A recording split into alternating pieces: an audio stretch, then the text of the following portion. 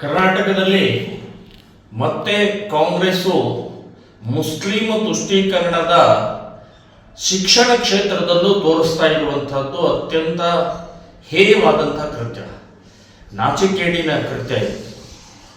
ಕಾಂಗ್ರೆಸ್ ಅಧಿಕಾರಕ್ಕೆ ಬಂದಾಗಿಂದ ಹಿಡಿದು ಕರ್ನಾಟಕದಲ್ಲಿ ಮೇಲಿಂದ ಮೇಲೆ ತುಘಲಕ್ ರಾಜ ಔರಂಗಜೇಬನ ಪುನಃ ಸೃಷ್ಟಿ ಮಾಡುವಂತಹ ಸರ್ಕಾರ ನಡೆಸ್ತಾ ಇರುವಂತಹದ್ದು ಎದ್ದು ಕಾಣಿಸ್ತಾ ಇದೆ.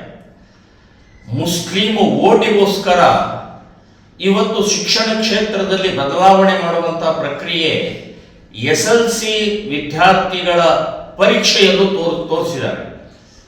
26ರಿಂದ ಫೆಬ್ರವರಿ 26ರಿಂದ ಮಾರ್ಚ್ 2ರವರೆಗೆ SLC ಪರೀಕ್ಷೆ ಪತ್ರಿಕೆಯ ದಿನಾಂಕಗಳನ್ನು ಘೋಷಣೆ ಮಾಡಿದ್ದಾರೆ.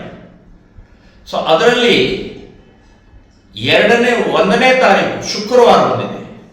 ಸೊ 1ನೇ ತಾರೀಕು ಶುಕ್ರವಾರ ಮಾತ್ರ ಮಧ್ಯಾಹ್ನ 2 ಗಂಟೆಯಿಂದ ಪರೀಕ್ಷೆ ಪ್ರಾರಂಭ ಮಾಡ್ತಾರೆ. ಇನ್ನು ಉಳಿದ ಎಲ್ಲ ದಿನಗಳಲ್ಲೂ ಕೂಡ 1 ಗಂಟೆಯಿಂದ ಬೆಳಗ್ಗೆ 10:30ಯಿಂದ 1:30ವರೆಗೆ ಪರೀಕ್ಷೆ ಟೈಮನ್ನು ಘೋಷಣೆ ಮಾಡಿದ್ದಾರೆ.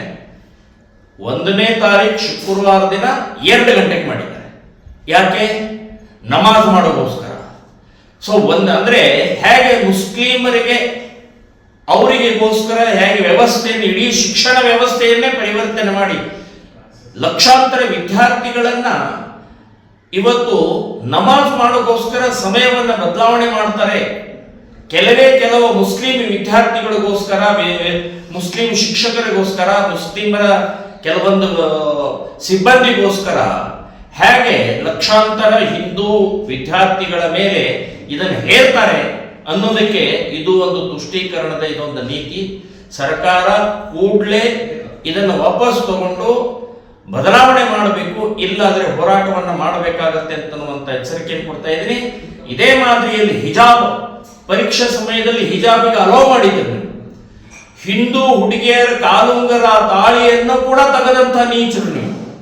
ಇನ್ನು ಬೇರೆ ಬೇರೆ ರೀತಿಯ 10,000 ಕೋಟಿ ಮುಸ್ಲಿಂ ಸಮ್ಮೇಳನದಲ್ಲಿ ನಾವು 10,000 ಕೋಟಿ ಕೊಡ್ತೀವಿ ಅಂತ ಘೋಷಣೆ ಮಾಡಿದ್ವಿ. ಕಾಲ ಸೇವಕರ ಹಳೆಯ ಕೇಸ್ಗಳನ್ನು ಓಪನ್ ಮಾಡಿ ತೊಂದರೆ ಕೊಟ್ರೆ, ಹೀಗೆ ಅನೇಕ ಪ್ರಸಂಗಗಳನ್ನ ಇವತ್ತು ತುಷ್ಟೀಕರಣ ಮಾಡ್ತಾ ಇರುವಂತಹದ್ದು ಎದ್ದು ಕಾಣಿಸ್ತಾ ಇದೆ. ಟಿಪ್ಪು ಸುಲ್ತಾನ್, ಔರಂಗಜೇಬ್, ಬಾಬರ್ನ ಆಡಳಿತ ಮತ್ತೆ ಪುನಃ ಮಾಡುವಂತ ವ್ಯವಸ್ಥೆ ನಿಮ್ದು ಎದ್ದು ಕಾಣಿಸ್ತಾ ಇದೆ. ಅತ್ಯಂತ ಖಂಡನೀಯವಾದ. ಸೊ SLC ಪರೀಕ್ಷೆ ಏನೋ ಒಂದು ನಿಯಮ ಬದಲಾವಣೆ ಮಾಡಿದರೆ ಅದನ್ನ ಬದಲು ಮಾಡಿ ಬೆಳಗ್ಗೆನೇ ಪ್ರಾರಂಭ ಮಾಡಬೇಕು ಅಂತನ್ನುವಂಥದ್ದು ಶ್ರೀರಾಮ ಸೇನೆ ಸಂಘಟನೆ ಆಗ್ರಹ ಮಾಡ್ತಾ ಇದೆ.